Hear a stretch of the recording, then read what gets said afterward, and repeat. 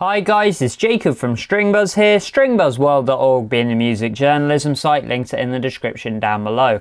And we have a brand new song review for you today, and it's the latest track by Arcade Fire, and that's Creature Comfort. So I'm going to refer to the original article as I usually do for these videos, so I hope you enjoy. Now I must be one of the few people left on earth who hasn't ever really dived into Arcade Fire's discography. I've heard the odd track here and there, but never personally felt inclined to really get into some of their material. However, they have been putting out a few new releases that have a bit of buzz behind them, so I think it's about the right time to really give it a whirl. So should we see what I thought of this brand new track? Well, I thought it was pretty darn good, and I kind of like the early electronica influences it possessed. Reminded me a lot of that sort of early 90s and late 80s electro-funk movement. It's well mixed, it sounds very stylistic as well, very individualized, and I also love the mix that really came together around it. The producer, whomever that may be, did a fantastic job here. I think there are certain parts that are perhaps repeated a little too often for me, and a good minute or two of the track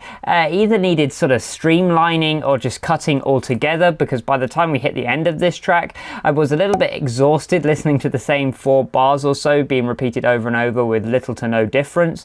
And it's actually a much smaller pet peeve than it probably sounds on the surface, but I think it could have been an area of improvement. When it comes to the production of this track, I love the balance between organic and electronic instrumentation. Usually I loathe the way pop music tries to combine the two, since it usually leaves the organic stuff sounding drained, drowned out, and just a bit too thin, but it really worked well here. The bass in particular had this brilliant twangy tone that didn't just carry the low ground, but it also added a bit of flair and spice into the driving feel that was the mid ground, because it was obviously it was played quite high up. It was on the G string, I believe, the majority of the notation. The percussion is impactful for me, with the kick really hitting your chest really quite hard actually when you turn the track up a little bit, and the cymbals also sounded remarkably clean and uncompressed.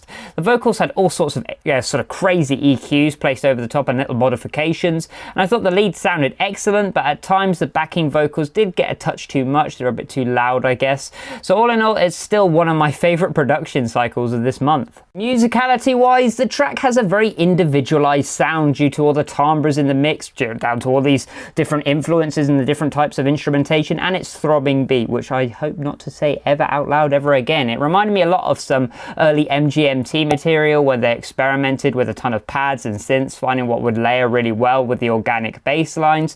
The progressions are fun, the bass line is simple but memorable and catchy, and probably is the main hook behind the song, at least when it comes to the instrumentals anyway.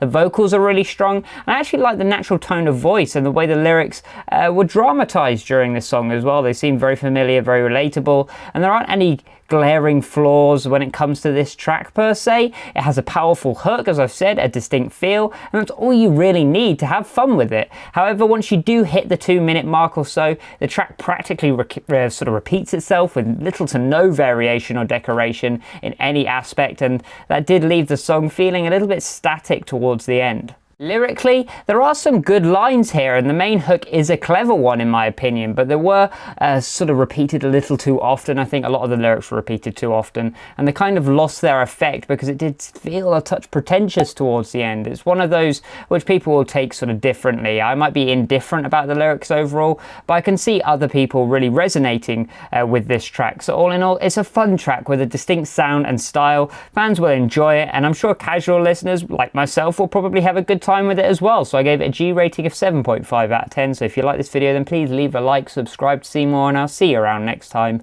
Bye bye.